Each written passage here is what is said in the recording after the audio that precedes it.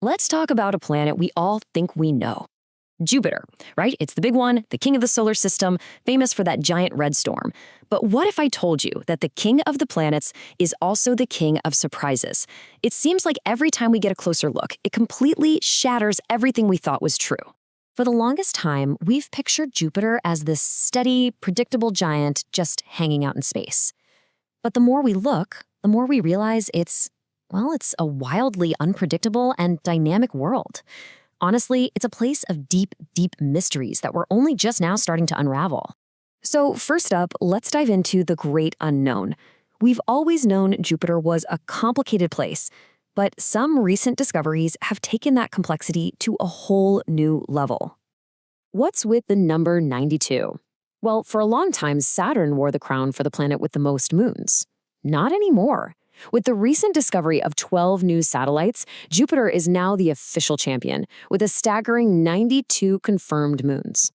Now here's what's really wild about these new moons. They're tiny, some barely a kilometer across, and most of them take more than 550 days just to circle the planet. But here's the real clue.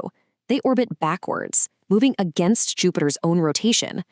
This is a huge hint that they probably weren't born there. Instead, they were likely just unlucky asteroids, snatched right out of space by Jupiter's unbelievable gravitational pull. And, that powerful gravity leads us right to our next big question. Is Jupiter our friend or our foe? I mean, for decades, we've been taught to see it as Earth's big brother, our cosmic shield. Yeah, the old belief was simple, kind of comforting, right? Jupiter's huge gravity acts like a bouncer for the inner solar system, keeping the riffraff out. But the new science, it's a lot more complicated. It looks like Jupiter protects us from some things, but it might actually be the one sending other threats directly our way. Okay, so let's break this down. The good news, its gravity is fantastic at kicking long-period comets right out of the solar system before they get anywhere near us. The bad news? That exact same gravity is the reason a planet never formed between Mars and Jupiter. Instead, we got the asteroid belt. And the ugly part? It can give asteroids in that belt a little gravitational nudge and send them hurtling straight towards us. For a real-world example, look at Lexell's comet. Before 1770, it was just a harmless, distant chunk of ice. Then it had a close call with Jupiter that completely changed its path, sending it screaming past Earth just a million miles away.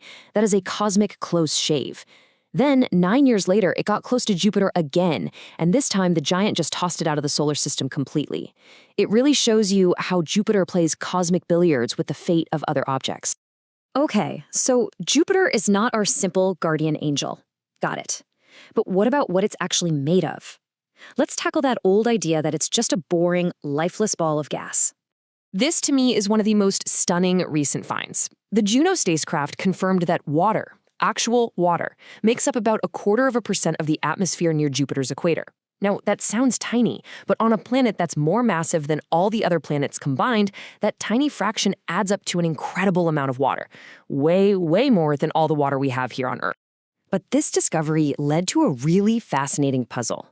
Juno saw lightning, lots of it, high up in the atmosphere, in places where the temperature drops to minus 87 degrees Celsius.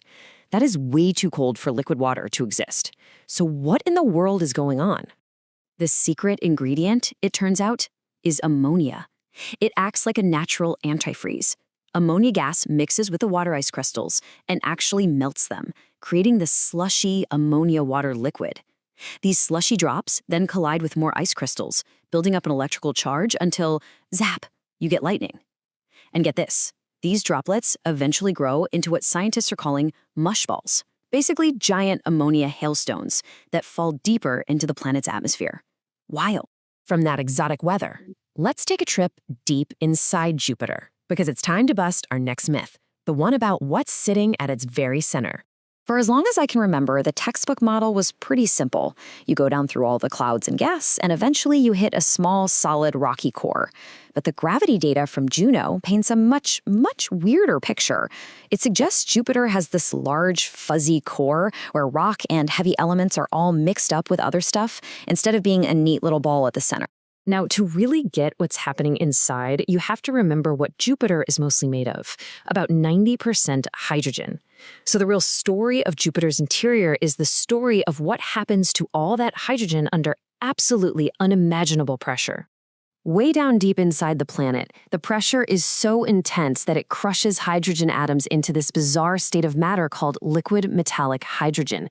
It's a dense fluid that actually conducts electricity just like a copper wire. And this massive, churning ocean of conductive fluid turns the entire planet into a gigantic electrical generator. And what do you get from a generator that big? A magnetic field that is, and this is just mind-boggling, 20,000 times stronger than Earth's. It is by far the biggest and most powerful magnetic field of any planet in our solar system. But keeping with our theme today, even this powerful field is weirder than we thought. It's not a simple north-south pole like Earth's.